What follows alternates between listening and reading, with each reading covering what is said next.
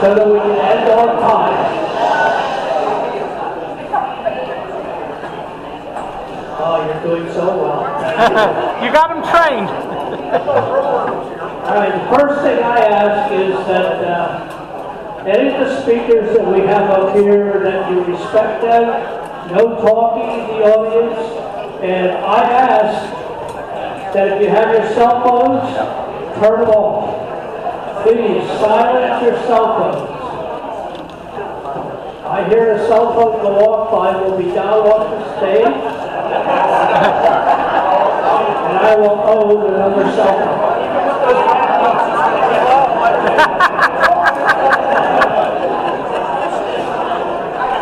All right, ladies and gentlemen, let's get serious about this.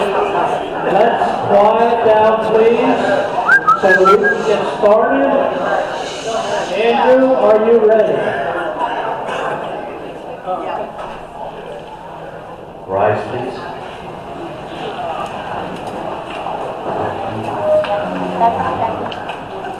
Heavenly Father, as we get closer to this most important election, open the hearts and the minds of those who are eligible to vote, to base their vote on making America great again. Help us, those who believe in Donald Trump and our candidates, to be able to communicate to the undecided why they should vote and why they should vote for our ticket. We ask you to bless each and every candidate on our ticket, especially the head of our ticket, President Donald Trump, for his courage and leadership. And we ask you to bless each and every person that will come to this mic this evening. May the words of their mouth and the meditations of their heart be acceptable to you, Lord, our rock and our salvation. Bless this meeting. Amen. Amen. Pledge of allegiance.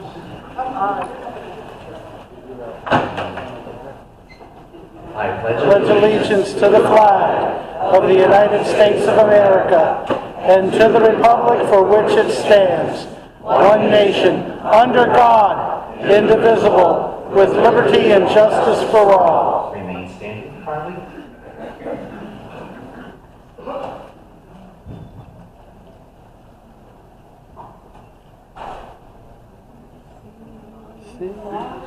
Dawn's Oh, say, can you see by the dawn's early light what so proudly we hailed at the twilight's last gleaming, whose broad stripes and bright stars through the perilous fight o'er the ramparts we watched were so gallantly streaming, and the rockets' red glare, the bombs bursting in air, gave proof through the night that our flag was still there. Oh, say does that star-spangled banner yet wave o'er the land of the free and the home of the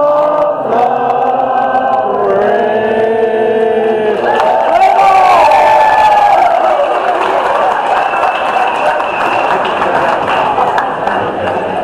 Ladies and gentlemen, I think I'm going to take you guys on the road. okay, my opening remarks will be very short. I will let you know in advance. I'm hoping you are patient. We've had a lot of additional people that have asked for mic time, and usually that is never granted. But we are at an election time that I am going to give about 5 or 6 people 2 minutes. And when I mean 2 minutes, everyone watch their clock. 2 minutes. Okay? Because that's going to add time. So the only thing I would like to say is I would like to thank Tom, everyone that's on the outside that helps produce this show, because this is, some of you think or they have that piece that said it's easy. There's a lot of setup and production. So if you have a chance, make sure you thank everyone that works this event. So thank you.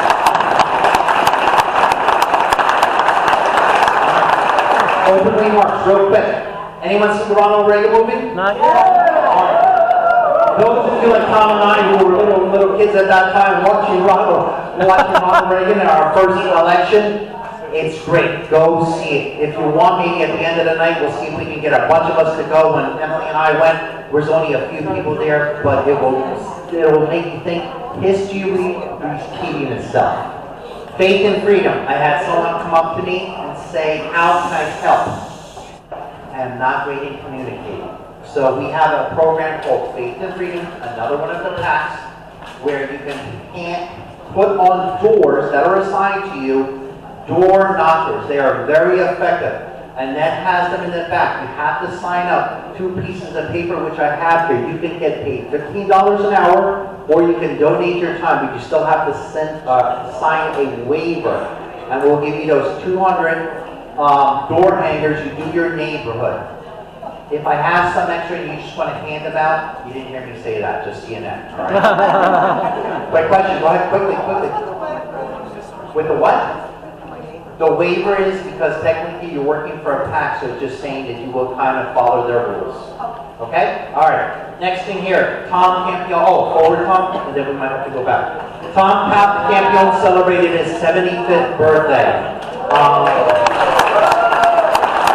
Many of us signed up for him, and there were some people that gave me some cash money. I gave it to him. He was very grateful, and his daughter, it's the pretty lady over there next to him, the bigger one. Okay. That's his daughter. She called me and said, can you come to the birthday? So Amelia and I went up there. That's what it's all about, those little grandkids, huh? Aww. And that cake was from a bakery I knew. All right, born sign. So Tom, flip 2 forward. This Tom's here. All right, those are our born signs. So I can't speak for Lehigh, but we're Hampton. We're knocking them out. If you see down there, Al Smith, my buddy Wayne and I and Al Smith went and put them at about 6 houses this weekend. I'll tell you a quick story. Al had to deliver one to Wayne. Wayne is the big guy in the white T-shirt. He put it in the wrong house. He put it in his neighbor's, who's a Democrat.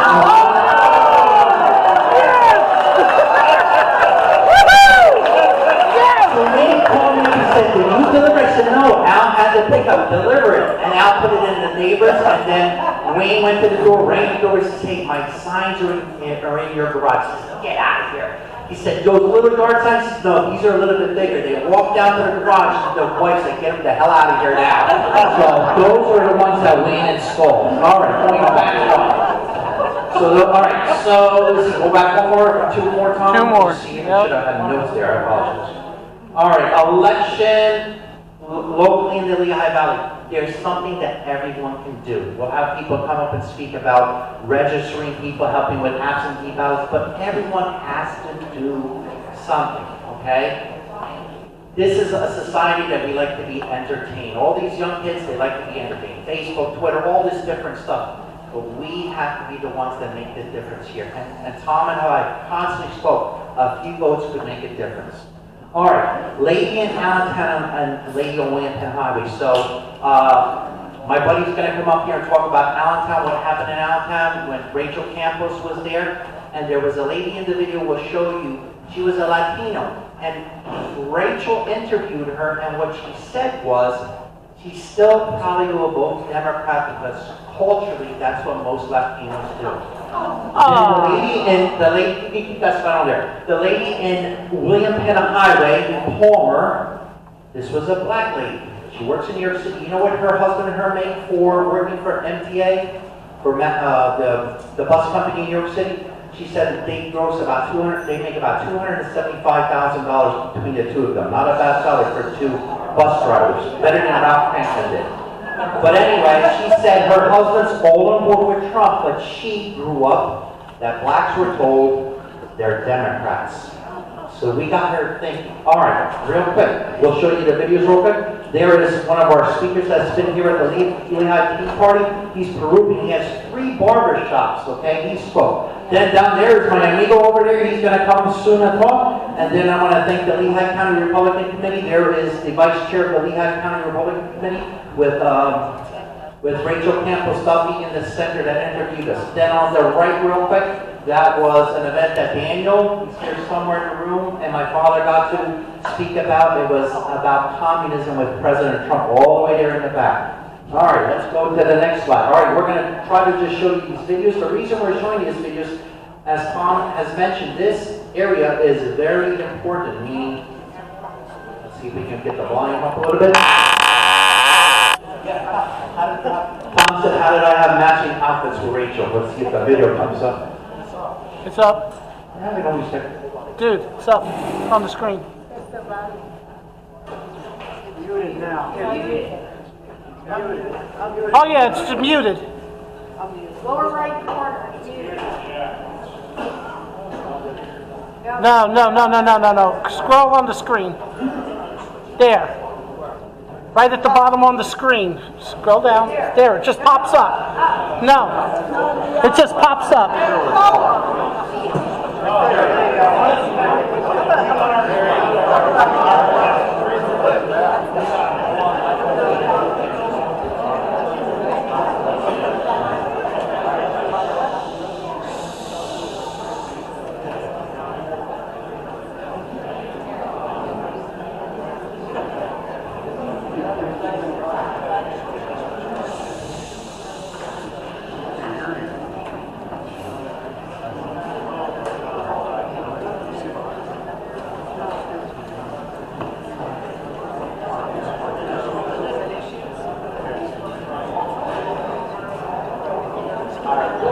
We'll come back. That's what we purchased, a very expensive soundboard. Anyway, we'll try to get these working. But this was Rachel Campos. Hey, there he is. Woohoo! What's important is they sent 7, they had a group of like 7 people with her. So imagine what it cost them to make this little, it came out to like a 4-minute video and stuff like that. But that's what was impressive, what they did. And he and I took her down to the grocery store, so we'll see if we can get this going. All right, so we're going to have a bunch of 2-minute people come up here. So all those who were granted time, come right up and we'll try to fix this in the meantime. So come on up quickly. And remember, 2 minutes. 2 minutes. All right. Ready to go. Thank you, Adrian. Hello, check. Thank you, everybody. My name is Nate Klein. I'm representing the Strike for Love Foundation. And good to see so many people here. You're making America great again, so keep up the good fight. We're a nonprofit foundation located here in Allentown, and our mission is to strengthen and empower our local community.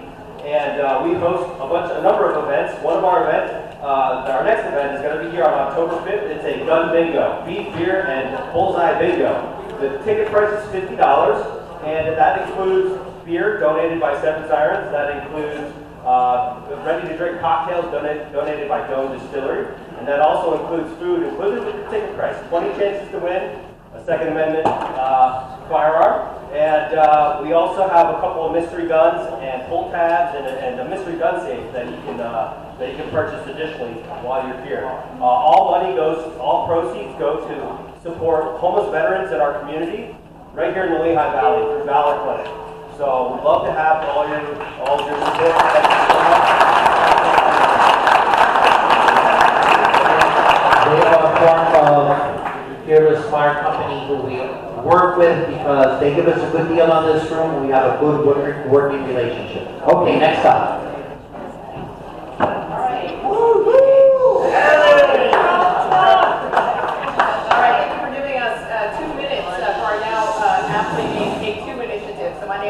And this is my colleague Victoria Bentley. Our initiative is called Take Two. We're asking each and every one of you to commit to, David, this means you, commit to registering at least 2 people to vote. If you're part of other initiatives where you've already registered a bunch of people, this is it for you. Keep up the good work. Keep going. It's for everybody else who hasn't registered anyone. This is a really simple commitment. Victoria has registered over 100+ people. She registered people everywhere.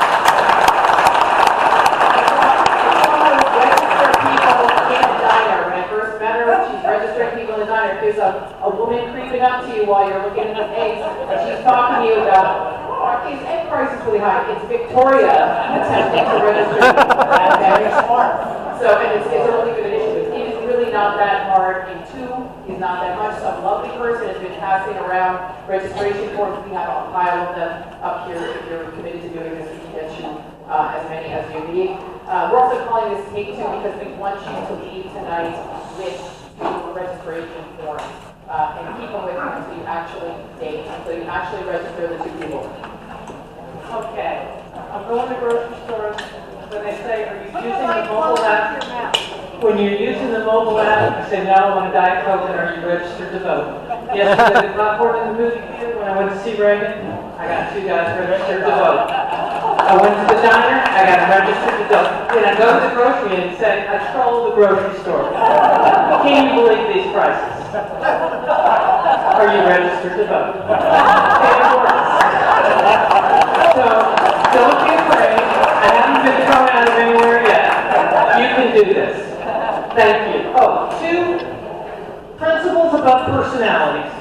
Don't get into Kamala stupid and Donald has orange hair. Just principles above personalities. Talk about 2 topics, price and something else. It'll work. Thank you. And did you tell me that at the grocery store, if they argue with you and they give you a hard time, they're on the other side, you hand them a pack of Kool-Aid? All right, next up, we're going to put the video on the air. Go ahead. Now, one thing that I want to say is, if you look around, we have a bunch of Trump signs. We want you to take them tonight. Take all of them. They all have to disappear tonight. Take 2 for your lawns. Take 4 for your neighbors. So I had to go into North Philadelphia to the batteries to get them in a secret warehouse. So I risked my life to get those Trump signs here today, so I want you guys to take them. There's some here that don't have the wires, so take the wires. I got a couple hundred more in my truck, so take everyone that's here. And if you need more, come see me at the end of the meeting. Hello everyone, my name is Senator Ron, Puerto Rican, and I've been playing for the Democratic Party 5 years now.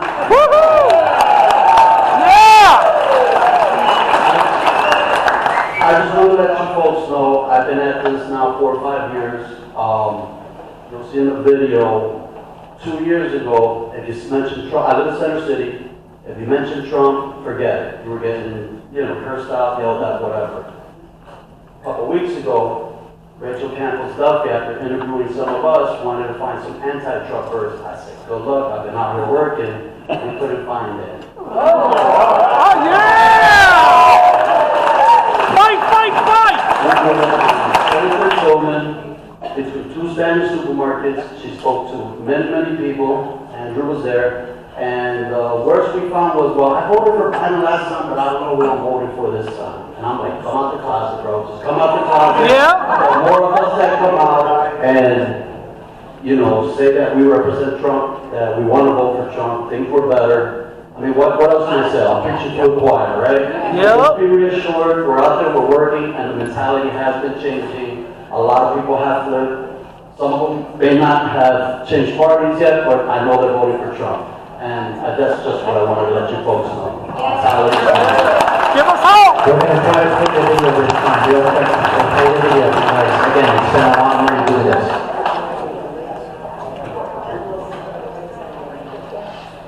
And it's a kind of new area. Things are starting to change, and the reason is exactly what you're talking about, inflation and the economy.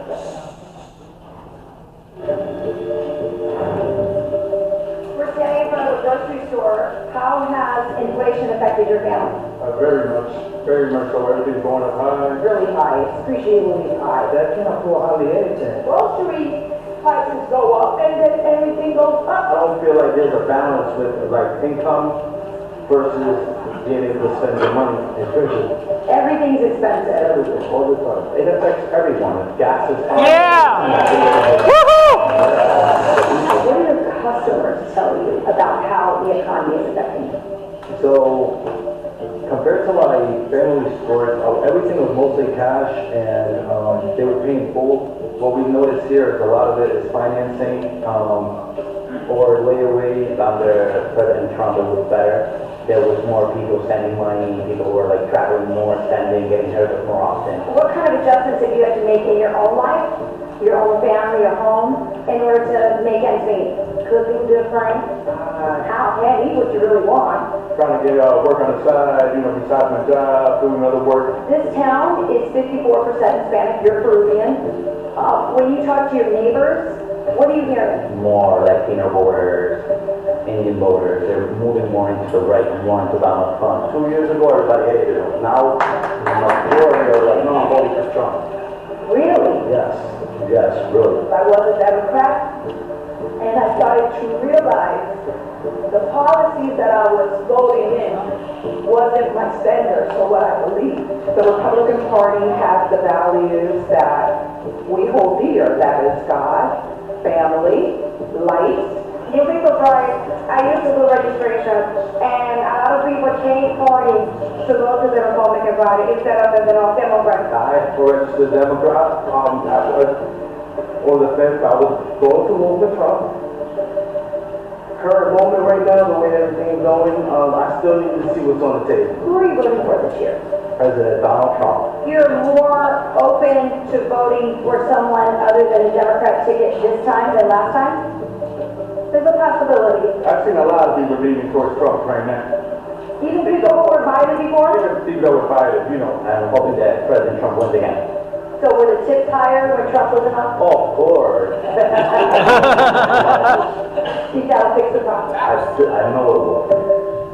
That's exactly why president and president, as well as predictions. Because when you're talking about the economy, when you're talking about inflation, how it's impacting people on a day-to-day basis, just speak on that. Because the message is it's no longer about do you have anything to lose, as the former president used to say. What do you have to lose? It's like, do you want to lose anything more? I mean, people have already lost a lot. And I don't think they want to go for a twofer. I don't think they want to give Joe Biden a second chance unless you make them. When I see you out there, I think a few things. But the thing that's overwhelming is the Billy Joel song. Like, were you humming that at all? Because that's all when I see it. No, I didn't figure out, no. I wasn't. Because he said those people felt, he wrote this song because he said those people felt abandoned. And he goes, you're never going to remember me. And he goes, I will remember you when I write a song about you. And that's what was behind that. So, Reggie, you I'm afraid to tell you. It was hard-hitting reporting. I said, this is a takeaway. You don't have to disseminate. We have a very good relationship, We have a right? relationship, I try so hard to be friends with Brian, and I'm afraid to tell him I don't know that song.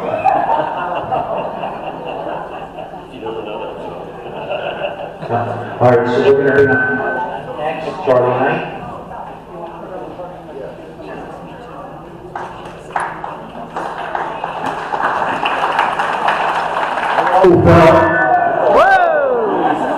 Hello, American patriots. My name is Charlie Knight. I chair the First Amendment Committee here at the Lehigh Valley Tea Farm. And I am a member of the board on the Lehigh Valley Commentator, a beacon of truth in a sea of lies.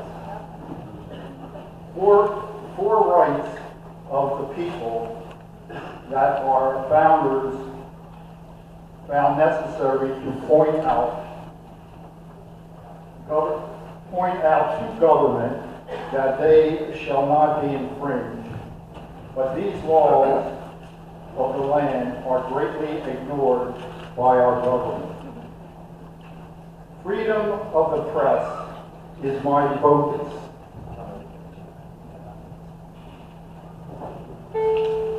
Is the pen mightier than the sword? Ben Franklin said, when truth and error are given fair play, truth is always an overmatch to error. In this country, sad to say, there's little fair play in our national news outlets.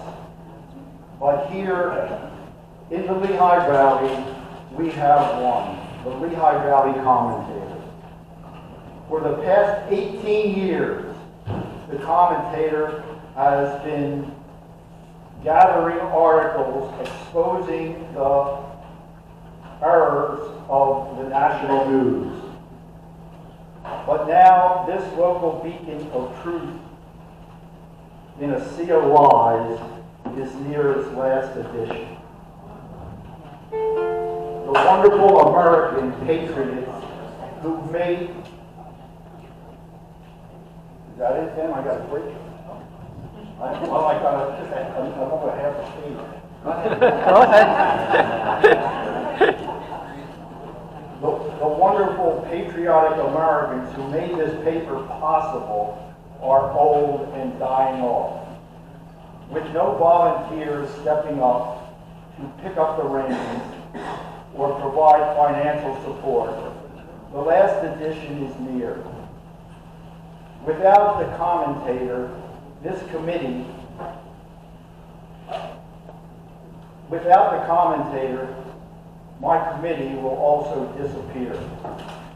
The Lehigh Valley commentator lead story in the last edition that we have right now predicted the assassination attempt on Donald Trump 2 weeks before the edition the headline was put in 2 weeks before the assassination. And it's back there, and it's very, very interesting. The Lehigh Valley commentator's death, along with the persecution of our national and local leaders, just brings the deep state closer to its final goal. It will be another miracle if Donald Trump makes it to the election day. You see, he's just not in the club. Donald Trump is on the blacklist, and then they're coming for us. Thank you.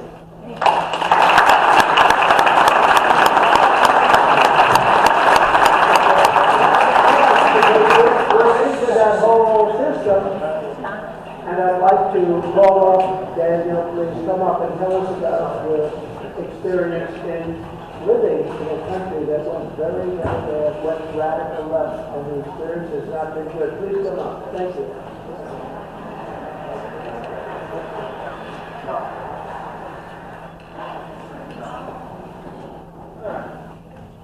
First of all, hi everybody, thank you for coming here and support the president.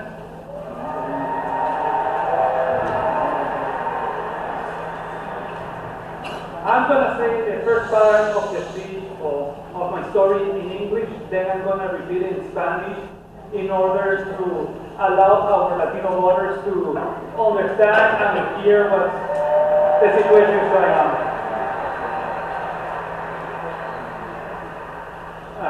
First of all, as the president already said, I'm from Venezuela. I left the country in 2007 because of communism. I still have family there. There's been family that left that has left even before me or continues living little by little. But going further back, my grandparents from my mom's side were from Cuba. They were at university when the communist revolution was going on, and they ended up leaving to Venezuela. They only had the money they received for their wedding present, and they were living in a mid-house, going to school, and trying to move ahead. My granddad ended up becoming a doctor, and had a family raising 3 children, my mom and my 2 uncles. When in the early 1990s, Chavez did a military coup, and right after he run for president, my granddad saw the similarities to what was happening in Cuba, and he told everybody that would listen to him that he was coming. And everybody was like, nah, this is Venezuela, this is not Cuba, this will never happen to us. And guess what? It happened to us, and has been happening to other Latin American countries as well. So when they tell you here, it will never happen, that's not true. We lived it, now here we are. So, in 2007 we ended up leaving because the socialists and the government started changing the education system to make it more like the Cuban education system. It might sound bring a bell to what's going on here as well. So it's extremely important for everybody to keep this in mind. And if you don't mind, I'm going to switch to Spanish for our Latino speakers. And the only way right now...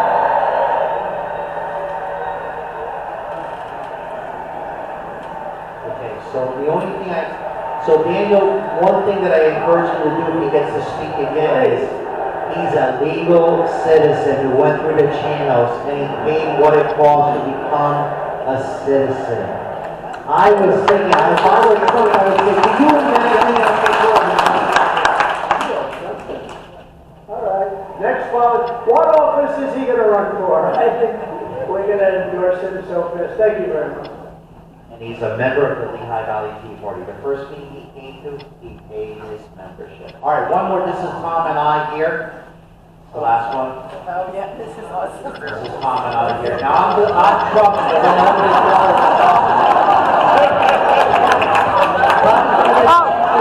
There's a new one, Andrew. There's a new one with the two of them and RFK.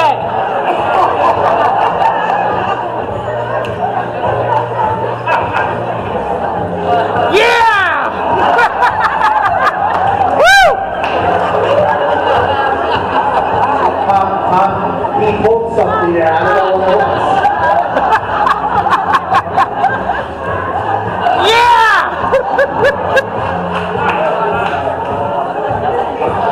So you know what was amazing about Daniel coming up to that rally? About 11 o'clock that morning, they were looking for someone that could speak on that subject. And they came to us, and next thing you know, Billy Moore was involved, and he's getting phone calls. He's a member of our organization, and we got him up there, and he spoke. He wasn't prepared to make that speech. He didn't know because he was going to the rally that day. So he's a true patriot, and we should be very proud of the fact that he's joined our membership.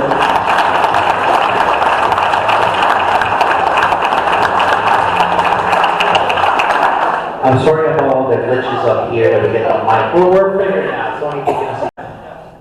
So, during the break, go back and buy those raffle tickets and good luck on that also. The meat raffle is going to take place on Sunday, November 24th, right before Thanksgiving.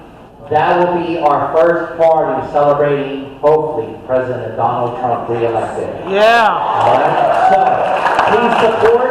See Emily, those tickets are 3 for $5 or 6 for $10. That's your special. Next one, Guns and Goodies raffle. That is one of our major fundraisers here for the Lehigh Valley Tea Party. If you have not purchased them, we encourage you to purchase them. Look at all those prizes. So you got a lot of value there for $20. Thank you. Second Amendment book, that's back there for $5. Go see the Second Amendment group. Lehigh Valley Party chips are over there where Jeanette is. You can purchase with credit cards. Cakes and cannolis to help me get my scouts to West Point. So if you can go back there and purchase them, we appreciate it. And then you have back there Patriot-minded businesses list. So there's a list of patriots. Then we have the lanyards for sale. We have t-shirts. We have flags, seat cushions, and we have some new shirts tonight. So go see that. If you are a Second Amendment person, you need to have U.S. Law Shield. Folks, don't leave home without that. That's your legal defense in case you ever need to use your handgun. Or if you get in a fist fight, God willing. When I was driving up here, someone was honking the horn. She wanted to fight me. So I had my car there. It's incredible. Support the troops, Valerie. Good evening. I want to thank the board and all of you for allowing me to speak every month here. And those of you who know me, I send free care packages to our military. I'm a legal 501c3 that was born from this committee because I am one of the originals here. I thank you very much. And tonight I have this whole thing that I was going to say. Do something. Do something. But everybody did it because I was going to tell you about the flyers for Faith and Freedom. I was going to tell you about getting somebody to vote. So just do something. And that being said, my 2 minutes, I'm going to read you something real quick. Once upon a time, an old man walked along the beach at dawn. He noticed a young man ahead of him picking up a starfish and throwing them in the ocean. When he caught up with the young man, he asked why he was doing this. And the young man explained that the starfish would die if he left it on the beach in the hot morning sun. But the elderly man said, "But this beach beach goes on for miles, and there's millions of starfish on the sand. How can you make a difference? The young man looked at the starfish in his hand, and he threw it safely into the sea, and he said to the old man, it made a difference to that one. So, you can all make a difference. I do want to tell you, by being the chair of the president of the Support the Troops, every year Memorial Day, Andrew has participated. I run a caravan to 2 Gold Star parents. It was canceled this year because of the rain, so it's running this year on September 11th. And it will take about an hour and a half of your time. If you're free, it's a caravan through a beautiful area, and we're meeting at 2:45. Come see me. I have a flyer. You can take a picture of it. 2:45 at Park and Ride, where we do our flag waves. Okay, looking forward to one. Thank you very much. Vote straight Republican. God bless America. Darn right.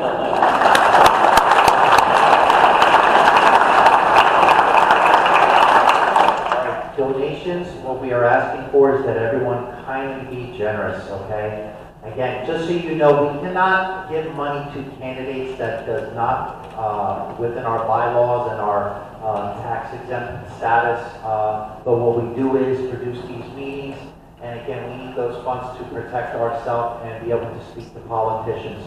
And it costs money to produce this show. So thank you for your generosity. All right, before we bring up one of our featured speakers, Daniel is going to give a very short, he's only going to speak in English, I think, tonight.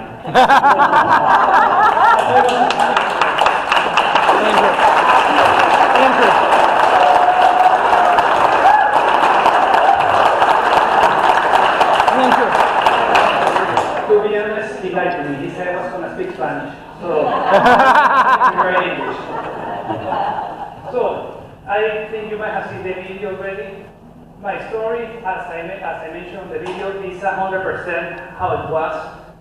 My grandparents left Cuba because communism. We left Venezuela because communism.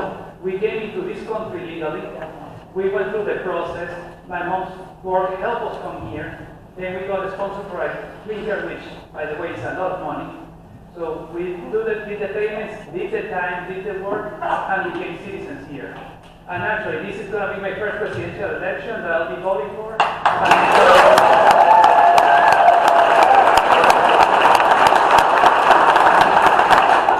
Something that is really important for everybody to know and understand. This election is extremely important. Every election they say is extremely important, but now more than before. More and more Latinos, we are realizing how what is going on in the country is starting to look more and more like what's happening to our countries in Latin America. My grandparents, Cuba, in Venezuela. I have friends from Argentina, Mexico, and other places that they see the similarities. Price control, that's nuts. We had a good price control in Venezuela. The supermarkets where the shelves were empty. They have to put toilet paper or whatever just to down the aisle just to see that there was something on that. So that's really great. Gender politics, gender identity, and the division between color and race and religion and everything like that. That's the same places that they did in Venezuela. The whites were the bad, they call us escuálidos. The browns and black, they need to get more power. Instead of having all united together, they divide and conquer by dividing everybody by color, like what's going on here. They put hands into the education system. When Chavez was running for president, he said, no, I'm never going to close a private property. I'm going to respect that. I'm never going to close any television channel or anything. He closed LVTP. The Chavistas were buying the opposition media. So the opposition couldn't talk as much. They start censoring everybody.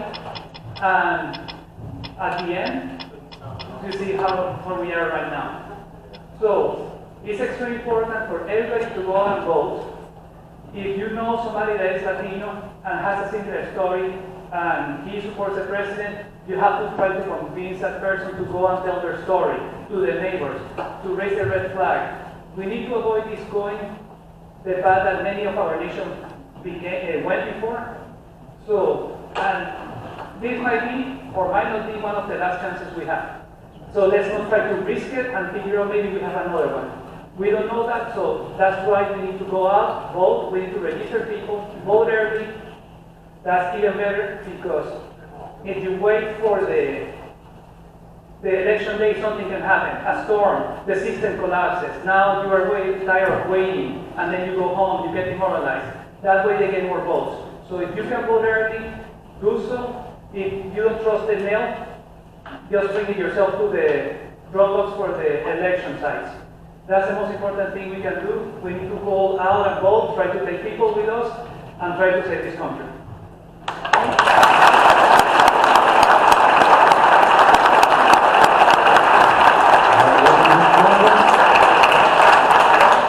One of our two featured speakers, Mr. David Giordano. Thank you.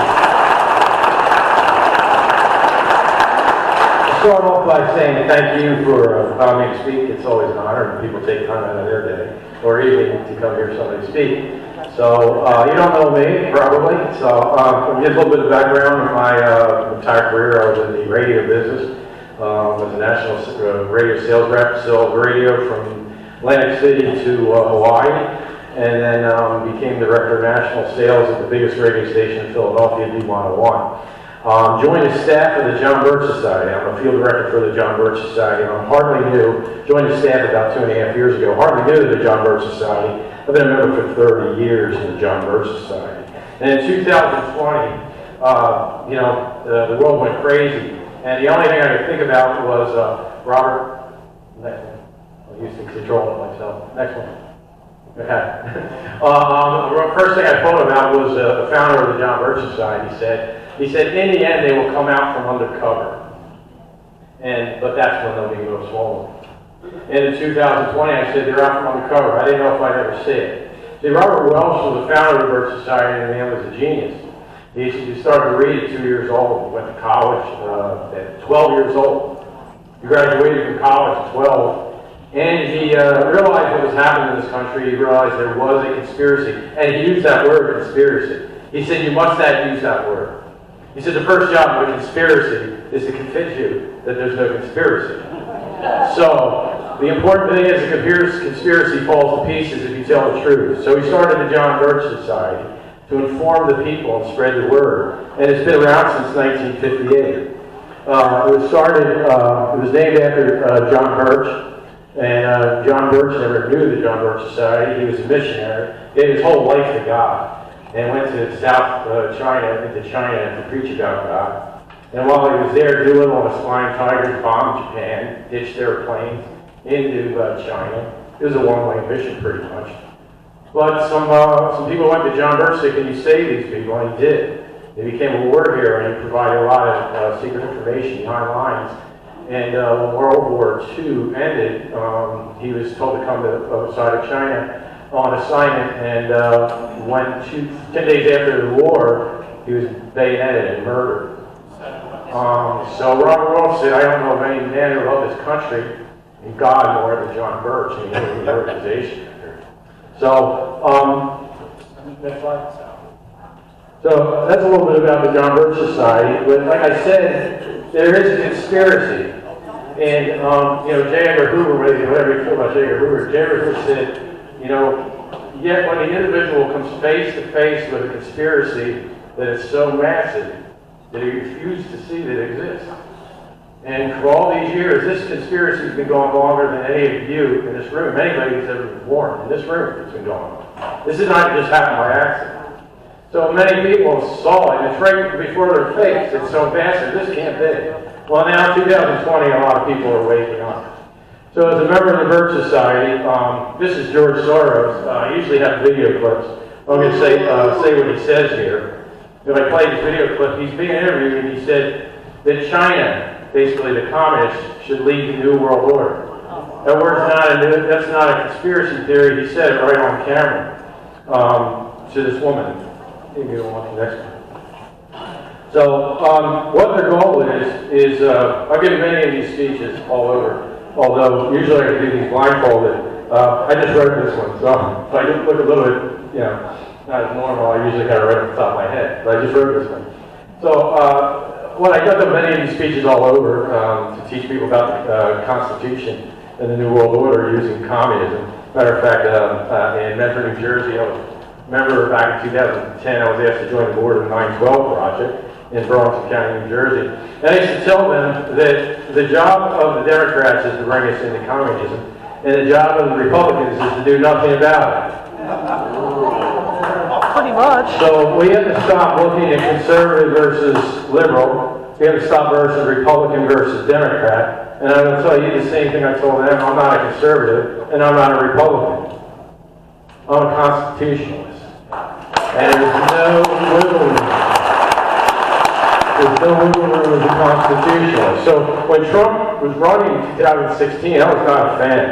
I got to tell you, I wasn't a fan. One thing that got my attention is they called him a racist and anti-Semitic, and I go, wow, now you got my attention, because that's what they call the John Birch Society. Right? Even though at the founding of the Birch Society, one of our advisory council members is Jewish. We've had many Jewish speakers, including Julia Brown, Glenn Patterson, lots of other black members speaking for us up until today. So why that got my attention is I know that's right out of the Communist Manual. Vladimir Lenin said to call them racist, call them anti-Semitic, and paint them with a bad smell. You don't argue the tactics, you don't argue the issues, you call them names. And that's what they did with the John Birch Society. So he got my attention, and then the first day in office, he pulled us from the TPP. See, I don't really care about Republicans and Democrats. I know what the New World Order is, and they need these trade agreements in order to form the New World Order. And President Trump pulled us from the TPP, the Trans-Pacific Partnership, which was written by Robert Lighthizer, a member of the Global Council on Foreign Relations, an organization that was started in 1921 in order to break down the sovereignty of the United States and bring us into the world order. The next thing he did is he pulled us out of the Paris Climate Accord. Now that was the United Nations Earth Summit, and after that he pulled us out of the Arms Treaty. Okay? The Arms Treaty. And I know the United Nations wants to disarm us. Why do I know the United Nations wants to disarm us? Why do I know that the United Nations wants to be the world government? Because there's a document, by the way, that gun there, let's go back one. That gun there that's in front of the United Nations building. Oh. Okay? That's not a military weapon. That's a private one. So they want to disarm it. Let me get the next slide. How do I know they want to control the world? Because this is a state government document, U.S. state document from 1962, called The World Effectively Controlled by the United Nations. This was issued by the State Department of the United States. And it goes on to explain that there'll be universal membership, mandatory membership. And I think the last sentence, the one part here says, assume the effective operation of general disarmament agreement. You go to the next slide. How would they do this? Well, they would do it, it's laid out in this booklet here. This is the State Department document of the United States. It's a complete disarmament of the United States, issued in 1962. President Kennedy submitted this to the United Nations. So they're serious about this, and they've been working on it for decades and decades. You move forward. Johnson Birch Society does not support candidates. But as I pointed out, when I saw that basically Donald Trump wasn't pulling us out of the United Nations, but he was dismantling us in the United Nations. And then he went to the United Nations and gave, to me, probably one of the greatest speeches I've ever heard. If you haven't, you should look it up. And he stuck his finger right in their eye and said, you know what, we don't believe in your globalism, and we believe in nationalism. And he told all the other countries, and you need to do the same thing. So, but he was pretty much, he threw sand in their gears, the New World Order, and they came after him, they removed him from office. So at the beginning, as I said, the John Birch Society doesn't support candidates, but that's what I thought, you know, they're not going to let him in office. They're going to use ballots, they've shown that. They're going to throw him in jail. And then there's a theory that they're going to assassinate him, that's no longer a theory anymore. Right? So the next thing you got to think about is, well, what if he doesn't get in office? Then what do you do? We're all going to go home, we're going to cry. I mean, you're going to sit and wait until they say you have to get your unauthorized mRNA injection into your arm, and you're going to need a vaccine passport, and then you're going to be issued a CBDC card. And if you buy 2 hamburgers a month, you're going to be over your CO2 footprint, and then they're going to shut down your bank account. Are you going to wait for that? No, you're not going to do that. You're not going to give up. So what's the answer? Well, the answer is stop. Americans, you know, when Trump didn't get in the second time, people came to me and said, oh, what are we going to do? We've been another 4 years. And my response is, 4 years? You got 2 years. You got Congress. Your founding fathers never wanted you to vote for a king. You know, the Supreme Court is probably the least powerful. Most people don't realize that. Then the executive branch. The only thing the president can do is sign and veto. That's it, according to the Constitution. Some people say, well, he's a commander-in-chief. Well, I would argue that too. He's a commander. That military is your military, not the president's military. Darn right. That's your sons, daughters, sisters, and brothers that die before they go to war. Now, what the Constitution said, only Congress can declare war. That's because the people have to approve their sons and daughters going, and then when they approve it and declare war, now they assign the president and commander-in-chief. So where's all the power? Well, if you look at your Constitution, the very first sentence, all legislation originates in the House. What's all? What's all? Is that 99.9%? That's all. The House doesn't write it? It ain't law. Also, all revenue originates in the House. So the Founding Fathers gave the House of Representatives all the power to write the legislation and all the power to control the money. You control the House, you control government, and that was by design. The founders wanted to spread that power out on these 435. But everybody waits to vote for a new. Now, if Trump gets in, you certainly want him to have a friendly House of Representatives. And hopefully we have a constitutional House that even keeps him in check. Because one of the things he did wrong is he signed that USMCA, that trade agreement. That was also written by Robert Lighthizer, a member of the Council on Foreign Relations. So, but we'll take him, but he's going to need. But if he isn't, and if Kamala or whoever they select in part of the election, then with a constitutional House, that president, no matter who it is, can do nothing. There's no such thing as executive orders. Where's the executive orders in here, right? So when Donald Trump did sign an executive order, one time I said, well, that's really not right. And somebody said, well, yeah, but it's really good. I go, it doesn't matter if it's good. It's unconstitutional.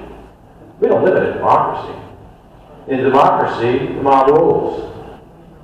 You know the old saying, in a republic and a democracy, when 2 wolves and a sheep go on what's for dinner, right?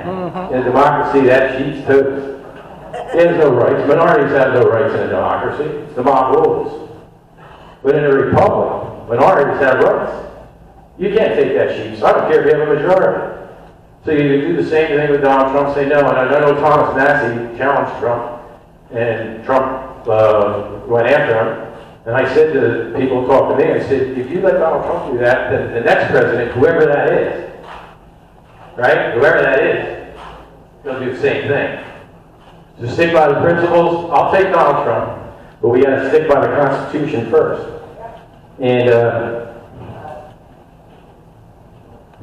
like I said first. So one of the things we have to do is, how many people know this? The reason why our Constitution worked before, this is Alexis de Tocqueville. And Alexis de Tocqueville said every citizen is taught the history, he just loved America, every citizen is taught the history of his country and the leading features of its Constitution. It is extremely rare to find a man imperfectly acquainted with all those things. And a person wholly ignorant of them is a phenomenon.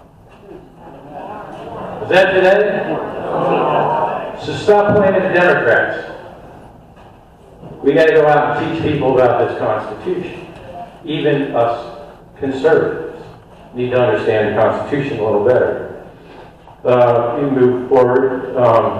John Birch Society has a Constitution as a Solution Code series. And you go further to have, wrong slide. Like I said, the first time I did this presentation. So how do we keep Congress in check? I have about 3 of these on each table. You're welcome to come up and get another one. The John Birch Society puts out something called the Freedom Index. You know what the Freedom Index is we print this twice a year. It's got 10 bills in it, 10 of the latest bills. And we rate them on one thing, and one thing only, the Constitution.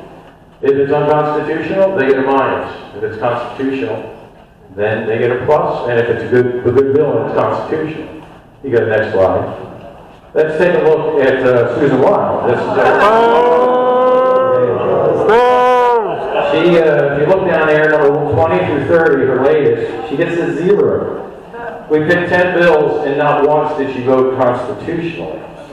Over to the right, you'll see 1 through 30. Her cumulative score over her last 20 bills prior, she's a 0. In 30 bills, she has not voted constitutionally a single time. Now, you say, yeah, these Democrats, all right, I'll bite my tongue, I don't know you well enough yet. I was going to go after somebody popular and conservative. But if you look at number 15, Thompson, see, it's not just the Democrats. Thompson's got a 30 on the same bills. See, I call this the truth serum. You can't hide Thompson. And right under him is Kelly. 70% of the time, these Republicans are voting with the Democrats. So we got to get these conservatives, did I say I wasn't a conservative, out of office, and we need constitutionalists like number 10, Scott Perry. Yeah. Scott Perry's got a 90 in his last 10, and then cumulative, he's got a 97. Now, let's go, I'm sorry, above him, number 1, Fitzpatrick. He's a conservative, right? Republican. He got a 0 last time. Now, let's move forward to the next slide. We have something else called, I didn't get too many of these out. This is called, I'm sorry, what I was going to say is, I usually have a video clip here that I usually play. I don't have the video, but if you haven't seen it yet, it's priceless. I play it just about every time. This is our conservative Republican, and if you haven't heard him say, he says we have an opportunity to bring forth a new world order. Yep. This is the President of the United States, member of the Council of Foreign Relations, member of Skull and Bones, head of the CIA. And he says we have a real vision of this new world order, a chance for the United Nations, the global. So let me tell you something, the United Nations is not a good idea going bad. The United Nations is designed to be the world government. From its inception. That's another presentation. Next slide. So these are called congressional scorecards. What you have here is the Freedom Index, a comparison, but we do individual scorecards. And what we did with Brian Fitzpatrick is we got some businesses together, and we just printed out 25,000 of these and distributed to 25,000 households in Brian Fitzpatrick's district. He did get back in. But in fact, I told the business that this is not a campaign tool like you may think. It's an education tool. In other words, you got 25,000 of these. You have to get 25,000 out for the next 2 years, 3 times a year, and you'll see a change. We don't just run them right before. So this is a congressional scorecard. You can grab one up at the desk. And if you didn't get a Freedom Index, grab one up in front of the desk. You can go forward. This is a description of the bills that you just saw. Go forward. Okay, go forward. I threw that in there, but I didn't. So, let me explain something most people don't understand. That the federal government, the powers of the federal government are few and defined, as Madison said. Where are they defined? In Article 1, Section 8. There's a short list. If I can explain it easy this way. The federal government has the power to do nothing. Except what's listed in Article 1, Section 8. There are 13 countries, you're Virginia and Pennsylvania and such, and they didn't even want to sign this compact until they were guaranteed that they would keep their sovereignty and the powers of the federal government only within Article 1, Section 8. And they finally said, oh, we're going to throw the Bill of Rights in there, and Congress shall not. Congress shall make no law. Congress shall make no law. Congress shall make no law until the 10th Amendment says if we forgot anything, you can't do it anyway. It's something that states. Right? The states have the power. So how do we bring our country back? We control the House. And if Donald Trump gets in, we need to have a Congress to help him, a House to help him and not shut him down. If Kamala gets in, we can have a constitutional House that can shut her down, handcuff her. She can't do anything. Then the next thing is, go forward, is Congress shall not have unlimited power, but only power enumerated. Again, where is it enumerated? In Article 1, Section 8. That's it. Forward. So I'm going to move forward here. If you're interested, we're actually going to cover this subject in Bethlehem at the Borderline Restaurant. You can check us out at the table. Next slide. You got to concentrate on these people. These are the next line of defense. These are your local state representatives. Next one. Some of your state is the House, right? Up in this district. Next one. All right. So, I was at the PA conference and I ran into Dawn Kiefer and she's talking to me, and then all of a sudden I said something and she just shut up. I said, the Supreme Court isn't the law of the land. She said, what? I said, the Supreme Court is the law of the land. And you don't need to be a constitutional scholar to know that. The states form the federal government. Let's think of this logically. The states form the federal government. They sign this compact right here and say, here, this is all you can do. Would these people be stupid enough to give the power to the federal government, the Supreme Court, to decide whether the federal government has overstepped itself? No. Hamilton said in Federal 72, I think it was, he said, the people are the guardians of the Constitution. The states are the guardians.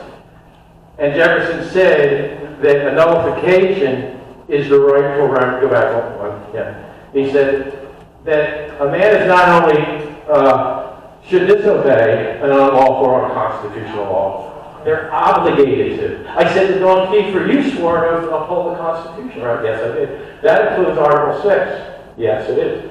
The next slide. What is Article 6? Article 6 is a supremacy clause. Any law passed by the federal government is the law of the land, and you as a representative are to make that the law of the land. In pursuance thereof. When the law is in pursuance to the Constitution, you are obligated to make it a law of the land. What if it's not in pursuance thereof? You're obligated. Then you're obligated to not make it the law of the land. And you don't need the Supreme Court's authority, because they're the federal government. Have you ever seen the documentary, the 10th Amendment Center? Tom Woods says, you know, asking the permission of the Supreme Court would be like if you and I got in a discussion and we couldn't come to a resolution or arguing about this. We're going to need a third person to resolve this.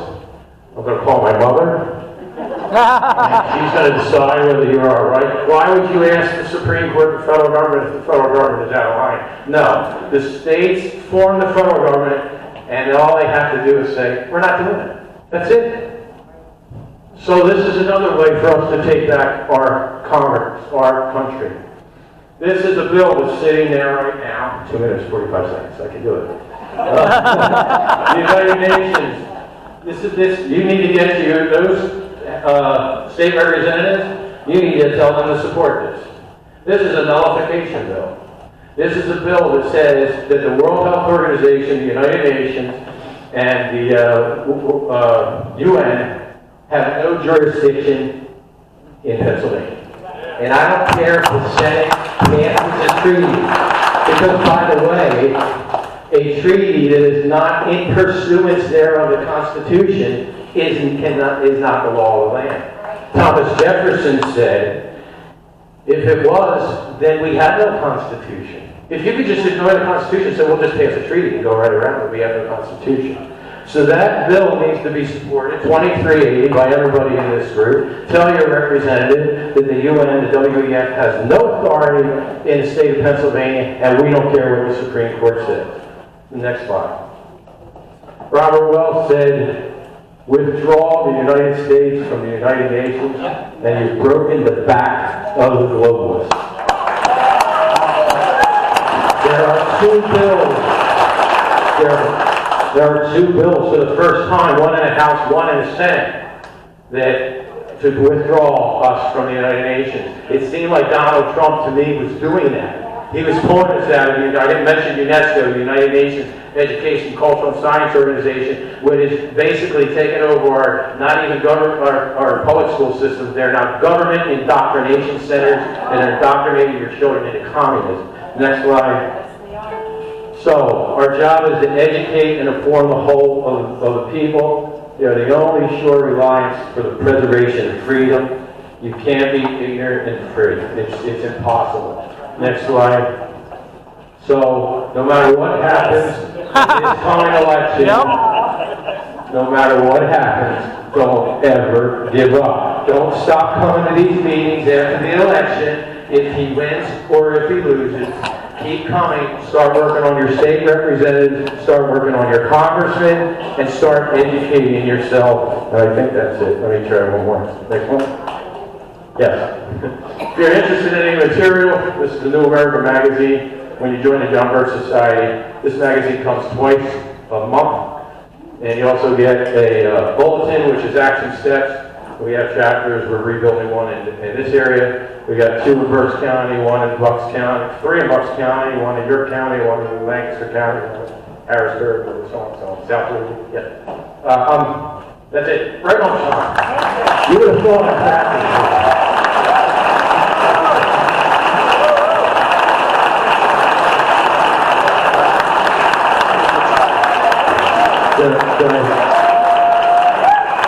That was great. If you have any questions, see him over there at his table. I think he has a lot of good stuff over there. Outstanding. All right, folks, just real quick announcement, then Billy Moore is going to come up. We do have some bad news. We did lose a couple of our members, deceased members. Lorraine Arnett, A-R-N-D-T, passed away.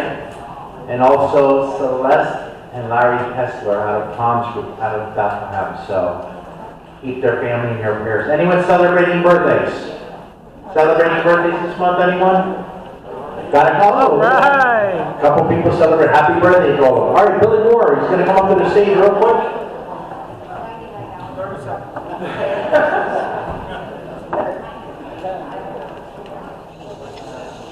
How's it going, everybody? Thank you for having me tonight. My name is Billy Moore. I'm the Deputy State Director here for the Trump campaign.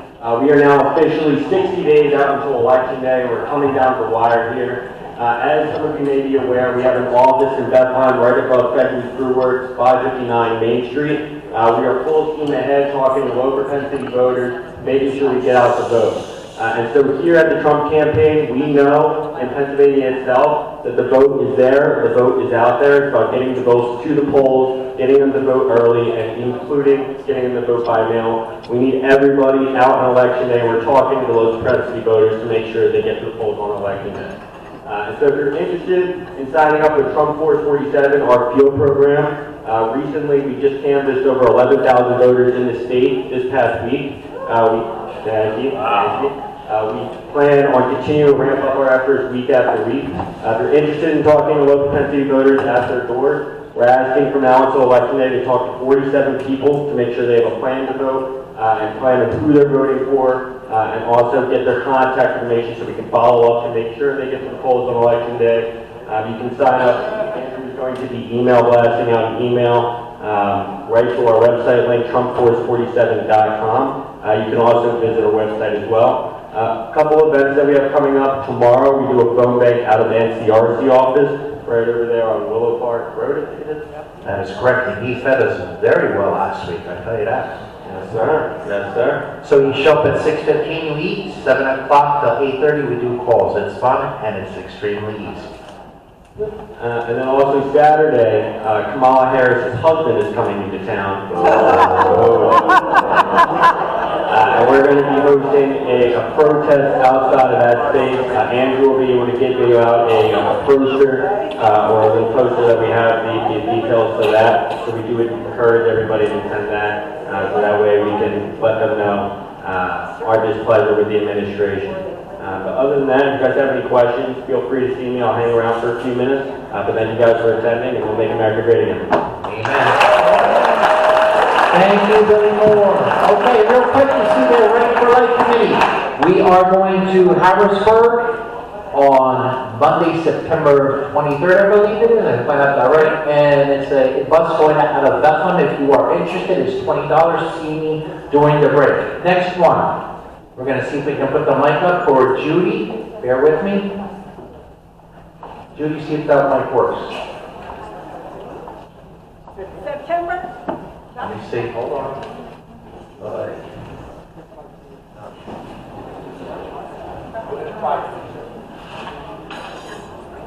Is it on? Okay. Yeah. Can you hear me? Yeah, it's on. It's on. It's on. You have it up. It's on. Can you hear? No. All right. I can shout. Tom.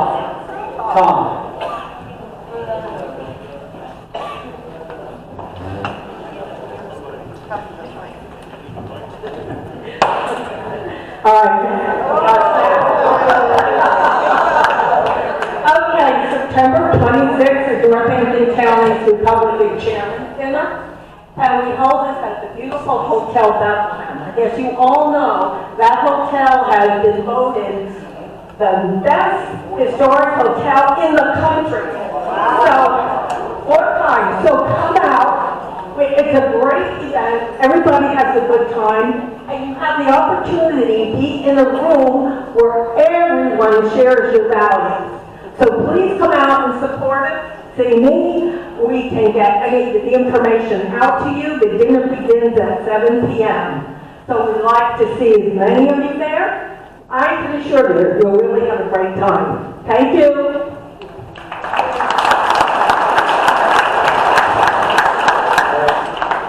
All right, tomorrow, if you can take a picture of this, Mackenzie's campaign is looking for folks to go, at least 15 people. They're going to have a debate, Ryan McKenzie versus Susan. She's wild, nuts. So if you can go take a picture of that, please. Okay, and let's see, we have someone left a backpack downstairs in the bar. So if you left a backpack down there, please go downstairs. All right, and tonight's coffee sponsor right here, it's only a few blocks away, Archery at the Glen. They have archery supplies, fishing supplies, their part is at their table, and they are true patriots. One of the owner's sons is a West Point graduate, trying to be an Army Ranger, so God bless them and thank you for being our coffee sponsor. Okay, we're going to take a break. Please stay, we have another great speaker coming up, and a lot of good things to come. Thank you for your patience. Now,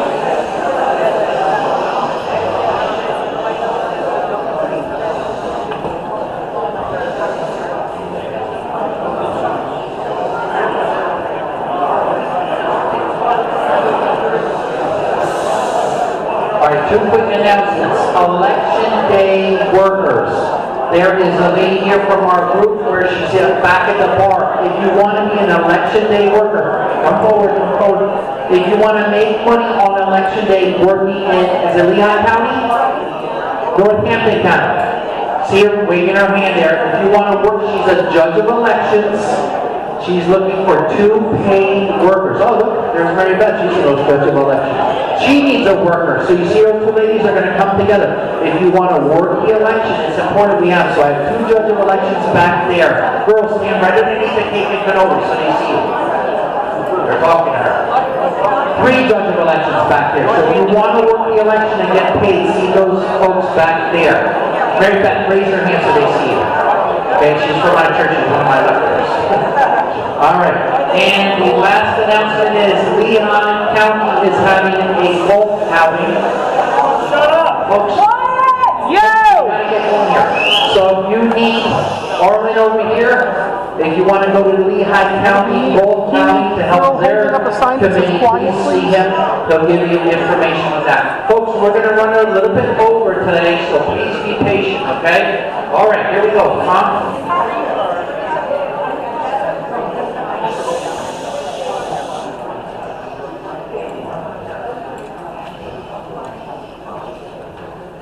All right, everybody, thank you for settling down here. Our next speaker is someone that you may remember less than 2 years ago, I think we had him up here. He was a Secret Service agent in the Clinton administration. He wrote a book that he came and talked to us about a couple years ago, and one of the first things I thought about after July 13th was we have a friend who knows what's going on with the Secret Service because he was in the middle of it. So he's going to give us a little talk. I don't know exactly what he's going to say, but he came up from Maryland today. So welcome, Gary.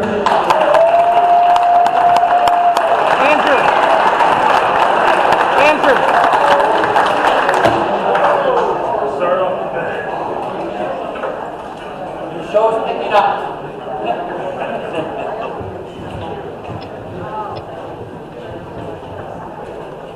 Can you hear me? Closer, how about now? Yeah. All right, so the last time I was here, I was telling you all about crisis of character, right? And how my life crashed into the Clintons. And I sold, thanks to you and many other people, we sold almost $500,000 books. Wow!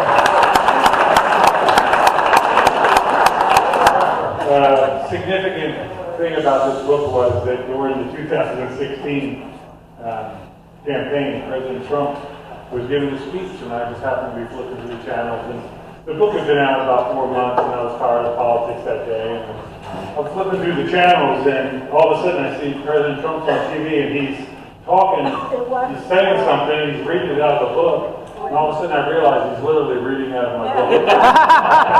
Gee, this sounds familiar. Yeah, and he got the copy that he has from Steve Bannon, who I gave to Steve Bannon. Hey, Steve! So, Secret to the Secret Service comes out in 2018. I write because, well, initially I'm writing a book about assassination, right? And I discovered that the first recorded assassination takes place in China in about 530 BC. And there was a prince that worked in this district who this guy didn't like, so he tried to crush him with a giant hammer. The hammer worked, they crushed the carriage, but the prince had gotten out of the carriage and they killed the footman. So, through this research, I kept coming back to the same thing. The Secret Service is a really important job. We are good men and women when we get in there, but something happens to us. It had all the problems of the IRS and the Postal Service. And with the rhetoric that was going on about Donald Trump at the time, you know, it would take me 15 minutes just to tell you how many classes and training I dodged on human behavior. I mean, I know more about human behavior than just about anything. I would tell you that the kind of rhetoric that takes place about Donald Trump is the kind of rhetoric that finds that one person who doesn't function right, and it clicks in their head. And we saw this happen, and I'm not going to stand here and tell you I predicted what happened to Donald Trump. But I do tell you in this book that I'm afraid it's going to happen. And this is why I wrote Secret to the Secret Service. I'm going to talk about it a little bit, and then I'm going to, I love this clock, by the way. I'm going to take your questions for at least 10 minutes. So if you have something you want to talk about, and also too, where's the couple I had dinner with? Where are you? Thank you so much. It was really nice to meet you guys. So Secret to the Secret Service. One of the things that I found in the research that really steered me towards going back to my publisher and my agent, I already signed a contract for the assassination book. I went to my agent and said, listen, I'm writing my own book. And my agent sort of said, well, I told you that. I told him what we wanted to do, and he said, just switch over, go do it, we'll take care of the publisher. And they did, no problem. And the publisher was very excited. The only caveat was that they wanted to call it Secrets of the Secret Service. The problem with that is, for the Secret Service now, whether you like me or not, you cannot put those words in and have my picture pop in. So the Secret Service management at the time when the book came out was not really thrilled about that. Dun, dun, dun. So, yeah, exactly. So, 1963, Dallas, Texas, John Kennedy gets killed, gets shot. How many presidents were shot at in open vehicles before that? 4. 4 presidents. What's our learning curve? 0. So, Ronald Reagan coming out, getting in the limo. Jerry Parr pushes him into the limo after the shots rang out. I say Jerry Parr like I really know him, and the truth is I did beat him. I actually got to spend a little time with Jerry Parr years later when I was in the Secret Service. But my point to bringing up Reagan is, after Kennedy shot in '63, a group of congressmen, some business people got together, and they came up with 20 suggestions to the Secret Service that they needed to adopt for protection. 2 of them were to secure the press corps, and control it so nobody can sneak into it. The other one was to stop taking the protectee into an unsecured crowd. You have to stop walking around people you don't know who they are. And they didn't do it. And then Ronald Reagan becomes president, and John Hinckley falls into both of those things, right? He's in the public, he goes into the unsecured area, and he's acting like he's part of the press. He's mingling with the press. Again, what's our learning curve? This is why I wrote Secrets of the Secret Service. I point out many things about this. The book is still, I really didn't come here to sell books, but it is still available on Amazon. The publisher's name is Hachette. And I don't, again, I didn't predict what happened to President Trump. I was horrified. I felt so sad about it. I felt so, once again, I'm not where I was supposed to be. You know, that's the first thing it occurred to me as a kid when I watched Reagan get shot on TV was somebody was not where they were supposed to be. Again, President Trump. Now I will, I don't tear apart the entire Secret Service.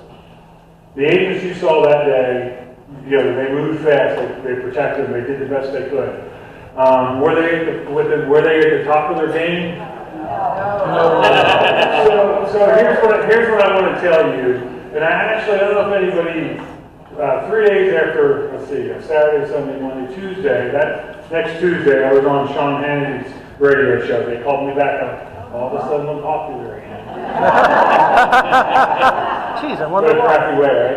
Yeah. So anyway, but they called, and of course I said yes. It was great, and there was a congressman on there, and I tried to also with me, and I tried to get him to understand that part of the problem with the Secret Service is if they need 100 people to do something, they bring 50 or 60, and they work them into the ground. And I'm not talking about, is there anybody here in the military had to do in the military? Tough jobs, deployments, right? They're for short periods of time. When you're in the Secret Service, you're there for 25 years. You cannot work 12 hours a day for 7 days a week for your entire life. You cannot do it. I don't care if you guys are regular Americans, you're truck drivers, you're lumbermen, you're painters, you're electricians, you're doctors. Do you know what exhaustion is? You can't expect somebody to be able to differentiate between the sound of a balloon popping and a gun going off when you haven't slept more than 8 hours in the last 4 days. It's ridiculous. And this is what the Secret Service does to its employees. They run them into the ground. In the early mid-1990s, I was in the Secret Service Uniform Division out at the training center. And there was an agent that was retired. He was a good guy. But he was fed up with the Secret Service's mentality. And back then, before we had all this email and electronic stuff, the Secret Service used to use the old telex system, right? Well, this guy was a supervisor, and he had access to the telex. So he decided on his last day that he was going to put a memo out on the telex, and he was going to, basically, he was going to hang some people out to dry. And he did. He hammered the directors, the deputy directors, the way they managed. And at the end of his letter, he said, the Secret Service has adopted the Cherokee Indian mentality. They ride their horses until they die, and then they ate them. And that's what the Secret Service does with its employees. They run them into the ground until they die, when they get so sick that they can't function anymore. And they're still doing it. Now, I will tell you that what you saw on the day that President Trump was almost murdered in front of us was part of that. And I'm not saying it's everything, but it has to be something that is accounted for. And they never do it. Nobody will ask somebody in the Secret Service Uniform Division, like those counter sniper guys who were only assigned the day before. He hadn't been getting that protection. The threat level was so high that the guy in charge, the agent in charge of his detail, threatened to walk out publicly if they didn't start getting more help. He was terrified that they were going to get shot at. Something was going to happen. He didn't know it was, going to be an assassination attempt with a rifle. The other thing you need to know is the building that guy was on, when you hear somebody say wasn't in a security zone, it's complete crap.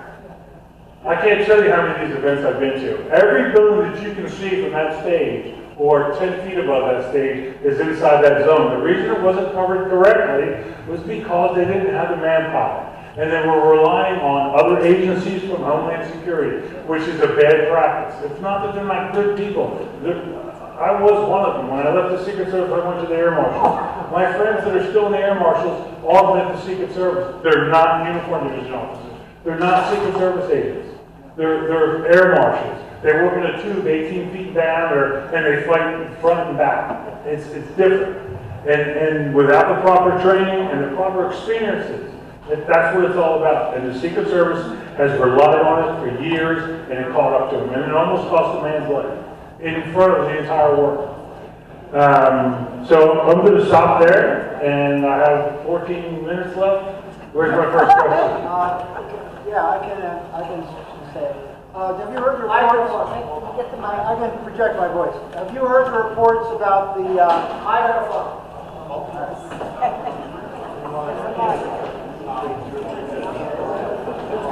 Patience, grasshopper, patience.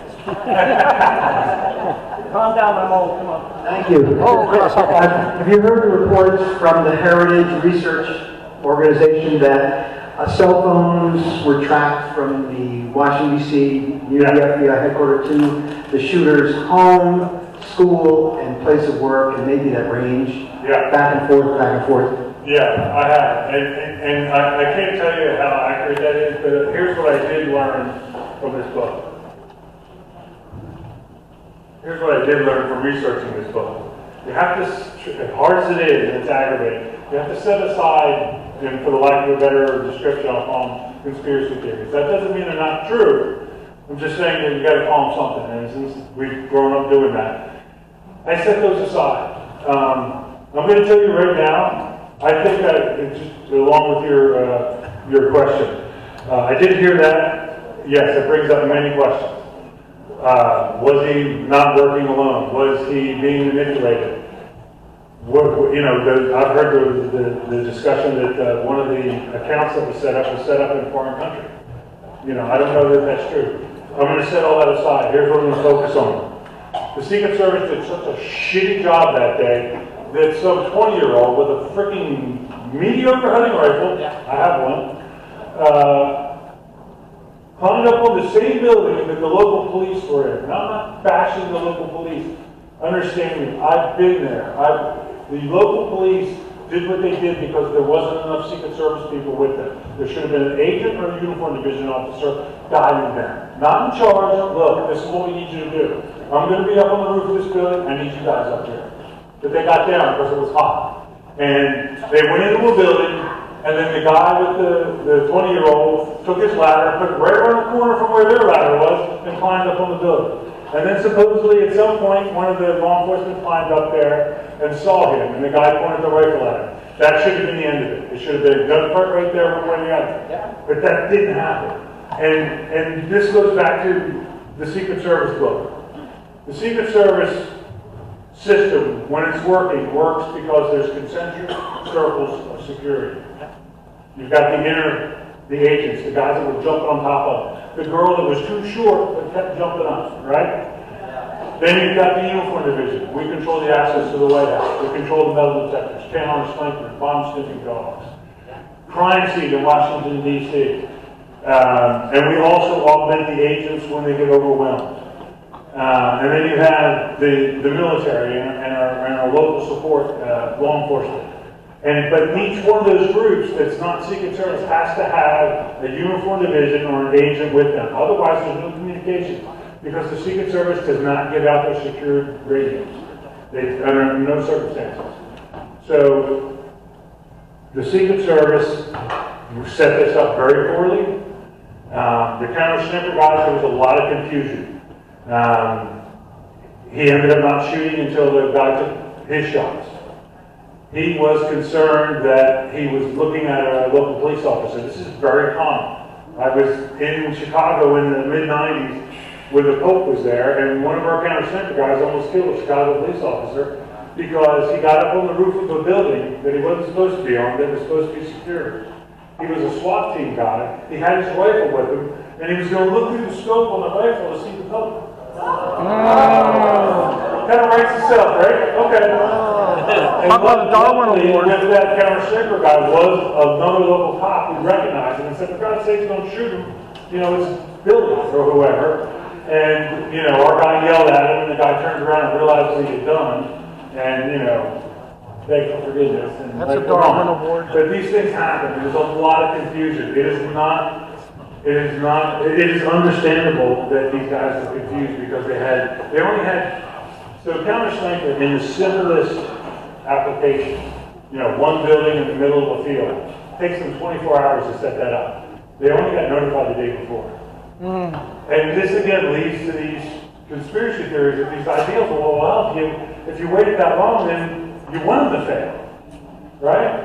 I don't know what all the facts are, but I will tell you this. In my research for Secrets of the Secret Service, I came to the conclusion that the bullet that killed John Kennedy was accidentally fired by a Secret Service in black. Yes, it was. And I can't prove it to you, but it has been proven. It was proven by a ballistician, that's a mathematician, and I'm only explaining to you because I had to read it this way. You know, it's a mathematician that works with ballistics, right? He was from Baltimore, Maryland. He proved it years ago. But the Secret Service, this is the thing that pushed me over the edge and why I backed this guy's theory. The Secret Service spent 15 years and thousands of dollars ruining this guy's life. They didn't do it for no reason. So the theory is, in the John Kennedy assassination, I'll make this very quick. Oswald fires the first shot, comes out of the book depository, it misses the car, lands just behind Kennedy, and the bullet fragments. Some of the fragmentation hits Kennedy in the back of the head and hits the police officer in the leg. It hits Kennedy in the back of the head, and that's when he says, I'm hit. Because the next bullet that hits him in the neck, and he can't speak. And he doesn't fall over like a normal human because he's wearing a garter, help me out. Brace, thank you. Yeah, he had Addison's disease. He was in terrible pain most of the time. So that's why he didn't fall. He looked like sort of like a bobblehead. And then, so the first shot, the Secret Service agent in the follow-up car hears it. He looks down. He picks up this brand new rifle that nobody has any training on. And I found 4 other times in the Secret Service's history where they handed out weapons with no training whatsoever. It is this cool rifle that looks like it's from the future. It's called the M16. It's got a magazine in it. It's got a round in the chamber, and it's on fire. Single round. He picks the gun up. As he's picking it up, the driver of the limousine looks over. He's heard the first 2 shots. He looks at the supervisor. He doesn't know what to do. He steps on the brake. The motorcade slows down, he falls forward, his finger's on the trigger, he accidentally fires the round, it goes over the windshield, hits Kennedy in the back of the head. Now this ballistician from Maryland proves this. Now I don't have his name offhand, it's in the book, but you can look it up. I Googled it on YouTube, it took me like 3 minutes. Hold on, she's got next to me. Yeah. It's on. I have a question. It's So, from your vantage point as prior Secret Service, why are we not seeing any videos from the backside of President Trump? You know, all the people that were in the back, they all took videos. Why are we not seeing any of that? Okay. From your vantage point as a Secret Service. They don't want you to. They don't want you to see that. They don't want you to see the videos. They're trying to squash them. I don't know what's on. Is there one? Hold on. Gotta get on my. Oh, I'm sorry. Well, you can't hear my feedback. Actually, there is a video, and actually, whether or not it's Secret Service or FBI, they started to move people out of the way behind President Trump before President Trump was shot. And if I look on my phone, I'm sure I have it. Yeah, I have heard that. So again, that leads you to that and the behavior of one of the people in the audience. Right, yeah, so what? One of the people in the audience, sitting just behind President Trump to the side, her behavior looked pretty odd, and it turned out she's an employee of the FBI. I can't explain it. I don't know the answer to it, but I will tell you that the thing that I focus on is the idea that a 20-year-old had a drone, was flying it around, he's walking around with a rifle. Okay, I understand a little bit of the confusion. Okay, he had similar clothes on to the local SWAT team, but his hair was down his shoulder. Yeah. Now, the communications thing, I'll talk about a little bit more. It takes time. I'm standing at the fence line at a Secret Service event, and you come running up to me. Oh my God, what's your name? I say, Gary. And you go, there's a woman over there with a handgun. I say, where? You go, right there in that car. And I go, okay. And I get on the radio. It's going to take, under the best circumstances, take 5 minutes at least. That's the best circumstances. Again, that day that President Trump was almost murdered in front of us was not even close to the best of circumstances as far as manpower,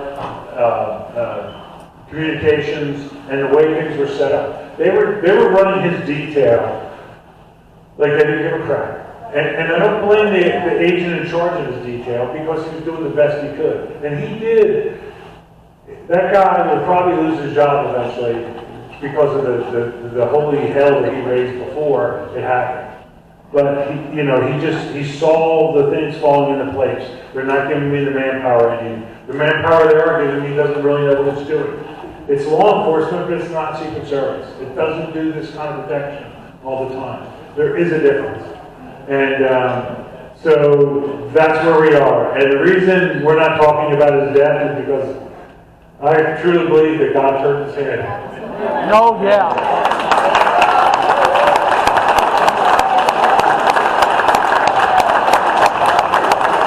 I have 3 minutes and 40 seconds. I have a question. Yes, ma'am. Is Secretary Mayorkas oversees the Secret Service? Yeah, so... Well, you know him. Yes.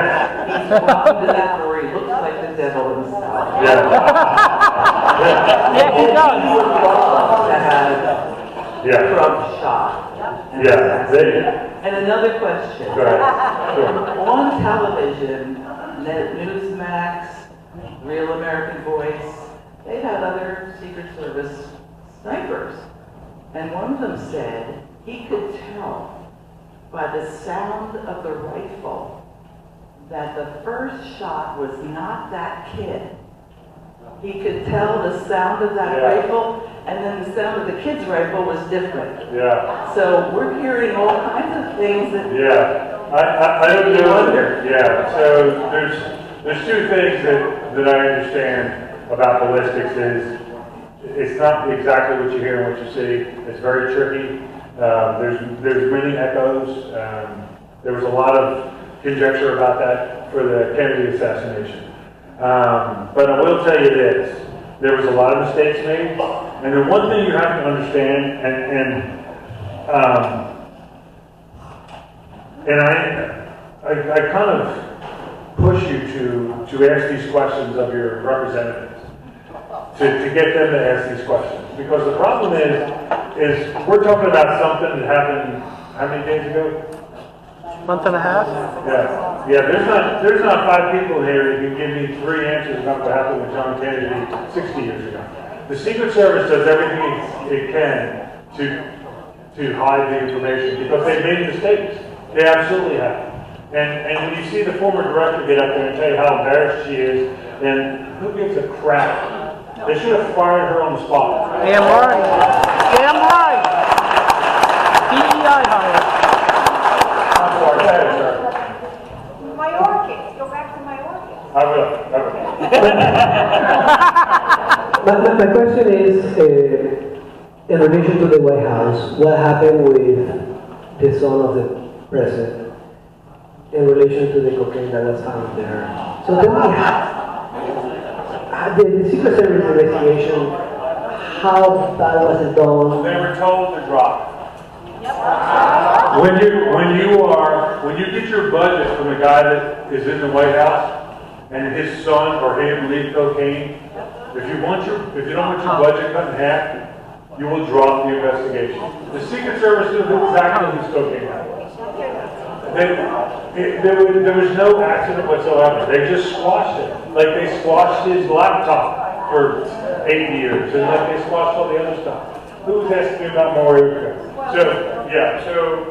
So the Secret Service is part of Homeland Security, which in my opinion was a mistake. It used to be under the Treasury. And it should have stayed there, but that was after 9/11. We were panicked. We were terrified. I'm speaking for myself. We thought that what happened on 9/11 was because it was so easy for them to do. It was so inexpensive and it was so devastating. I mean, So anyway, a lot of mistakes were made, and the problem with Washington is they don't fix it. They don't go back and fix it. They don't fix the problems. They don't fix the mistakes, no matter how obvious they are. Okay, my time is up.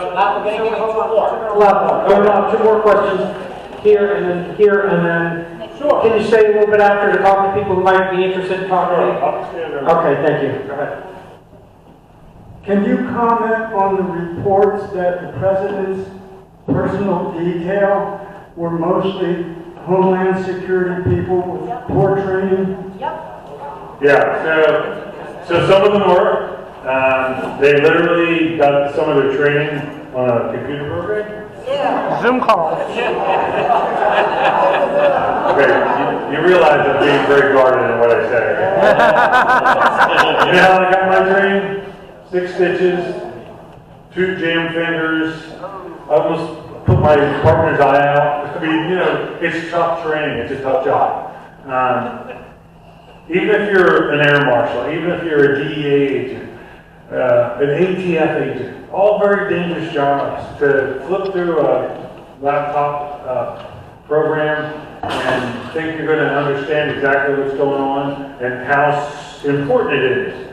How important is it that you stand on that corner for 12 hours and watch that door, and when you get relieved, you brief the guy on exactly what you saw happen for days on end. It's important because the third guy that comes might not realize that something is taking place. You didn't tell them about it. You just can't read it from a program. Yes, they were poorly trained, they were undermanned, and they completely shit the bed. That's the best I can tell you. But with that said, it can be fixed. It can be fixed.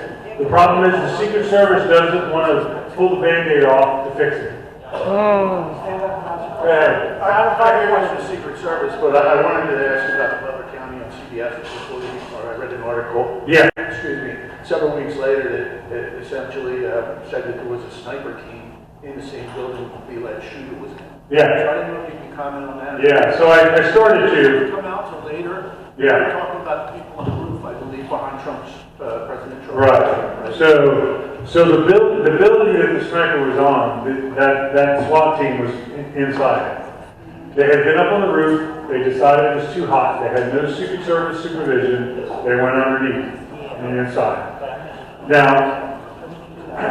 I'm not hammering them. They weren't managed correctly. They weren't given directions, and they said flat out, honestly, that they were exempt from part of the briefing, which is not the norm. It's not. So, yeah. So that is another problem. The guy's up on the roof and they're underneath it, and then It sounded like more than a problem because it sounded like that Secret Service agent called in before they would come. Right. Yeah, so again, that goes back to... He never took the shot. Right. So the counter sniper guys are separate from the agents, and the long time frame of somebody shooting at this guy, it was a huge communication problem. And again, they weren't set up correctly. They were only told about it the day before. I'm not making excuses for them. I'm just telling you what the mistakes are that happens. It's not, one of the last things I'm going to say is 99% of what the entire world knows about the Secret Service is from books and movies, and it's not real. I'm telling you, we're human beings, we fail. We make mistakes. We get all the training in the world. These counter sniper guys can hit a bowling pin at 800 yards. Who's a deer hunter here? How big's a bowling pin? At 800 yards, at will, standing, sitting, back, whatever. It's insane the way they're trained. They're at the same level as the Marine Corps sniper program, the Army. That's where we got all the information. The Secret Service stole everything from the military, and they used it in the program. The problem is that years ago, when they rearranged the Secret Service and took more control of the Uniform Division, and I talk about it a lot in this book, they put a level of management, agent management, in the Uniform Division that didn't exist. You're supposed to communicate with this guy before you do anything. And that's not what counter sniper is. That's not what law enforcement is. I don't need the chief of police to tell me that when somebody pulls a gun on me, that I'm inside the use of force policy for deadly force. I know that. That's the way I've been trained. If any of this information ever comes out, you'll be stunned. You'll be saddened, I promise you. I'd like to thank everybody for inviting me here.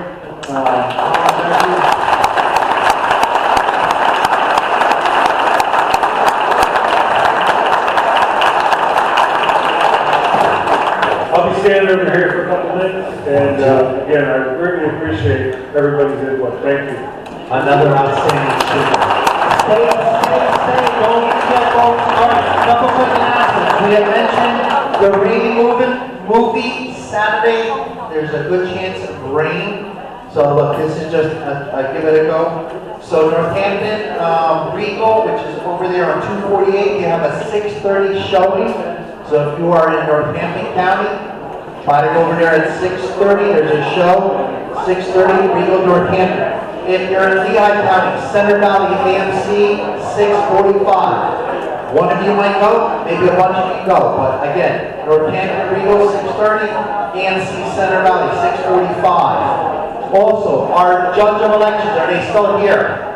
We had three judge elections standing up in the bar. If you want to work on election day and you're from Northampton County, you do not have to be from Bethlehem. As long as you're from Northampton County, go see her. And if she doesn't have anyone, I also need one for Bethlehem Township. And the last thing, our Lehigh Valley Tea Party videos finally are up to date. So you can see all of our past meetings either by going to the website, clicking on videos, or the Lehigh Valley Tea Party YouTube channel. All right, real quick. Don't forget to take the rest of the signs when we're done, so stay still. They're hard to get. Thank Tom for going over there into the Badlands of Philadelphia to pick them up. The People's Republic of Philadelphia. All right, real quick, folks, if you can stay still for a second. Mary Ann Morales, her team is hosting an event with Matt Marr. I hope I'm pronouncing that correctly. If you take a picture of that, please, and can support the group, United Hearts Life Mission, she would greatly appreciate it. So again, if you could take a picture, share that with family and friends. Next one of our fellow Tea Party groups, Berks County Patriots. Their meeting is Thursday, September 19th. Take a picture of that. Constitution classes, Patriot Academy. There are the dates, the times, all the information. Take a picture of that. We're almost done, folks. And I think she's saying there's flyers back here, where Melissa's holding up a flyer on the business list. And then we have another thing here, stroll to the mall, Sunday, September 22nd. I think Melissa has further information on that. Take a picture of that if you're interested.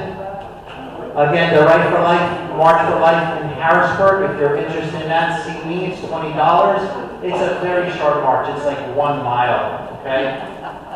It's well worth it. Also, there is a Celebrate for Life banquet in Harrisburg. Peter Hegseth is the guest speaker for that banquet. A couple of us are attending that. I know Emily, Joy, myself are attending. Tom, she comes.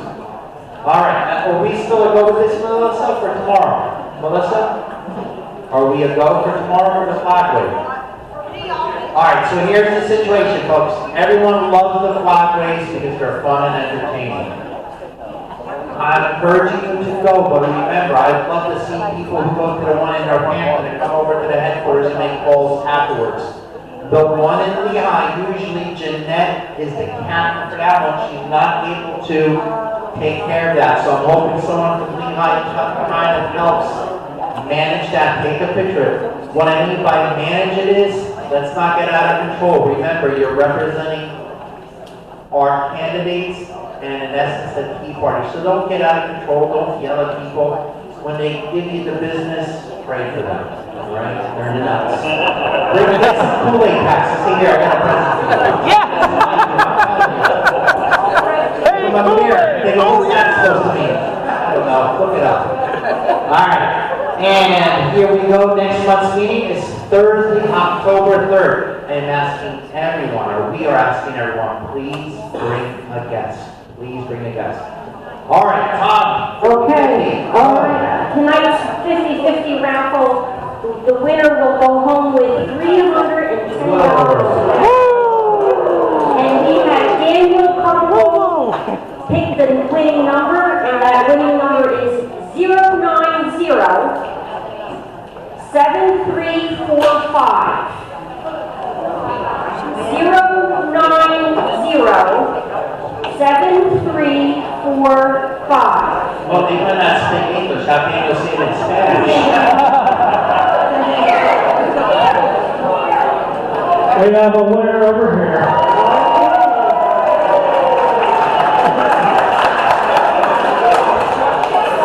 All right, ladies and gentlemen, if I can have your attention here real quick, please. One thing I found intriguing was Gary did not mention the slanted roof. Why couldn't they go up on a slanted roof? I do it all the time. Also, how many out there are addicted to the news programs? ABC News, Newsmax. Newsmax, Rav. Not ABC News? No. Nor am I. I'm a Newsmax guy. Where's the winner here for the ticket? We have a winner. Otherwise, I guess we're going The winner's right over here, Tom. Okay, Mo's going over there. Also, one other thing. How many of you people out there have iHeartRadio? Or any other podcast that you can go to? I recommend you take a listen to Dan Bongino. Yeah! Dan the man. My God, if you can't get the absolute truth out of Dan, you're all shitheads. Hold on, we're going to have a prayer before we leave. One closing remark. Lehigh County, from what we were told by someone from the Lehigh County Republican Committee, they are having cameras at the drop boxes. If you know people who are afraid to mail in an absentee ballot, put it in a drop box, to me, the best thing to do is call the election office and ask them if you have an opportunity to go to what they call demand voting or something like that. But you call the election office and you go through your absentee ballot right there. All right, hold on, folks. We're going to say a prayer. We're going to close with a song. First of all, Heavenly Father, we thank you for this great turnout this evening, for our deceased members, our members and family or friends that are injured or ill in any way. We ask the Lord to help keep them healthy and safe, that they can cast their vote for Donald Trump. And we ask you to bless each and every one of us. And we're going back into time when things were a little bit, this works here. Otherwise, Frank, if you could come up, let's see here. And now we take great pleasure in presenting to you the star of our program. Try to move this up a little bit. Kate Smith. This is the Army. Yep. Go, girl. Hello, everybody. It is my happy privilege to introduce a new song. God Bless America. While storm clouds gather all across the sea, let us swear allegiance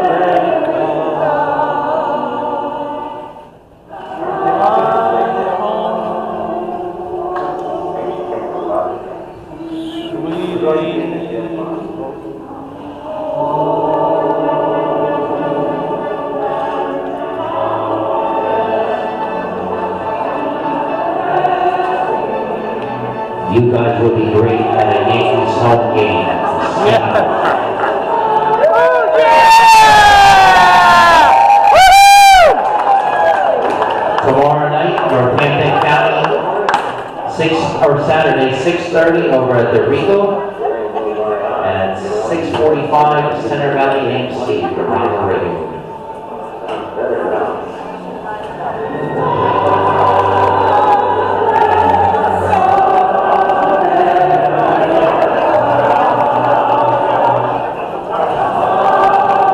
It's not over till the fat lady sings. Damn right.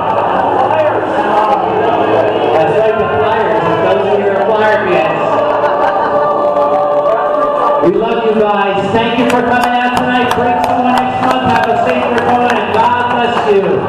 And God bless America.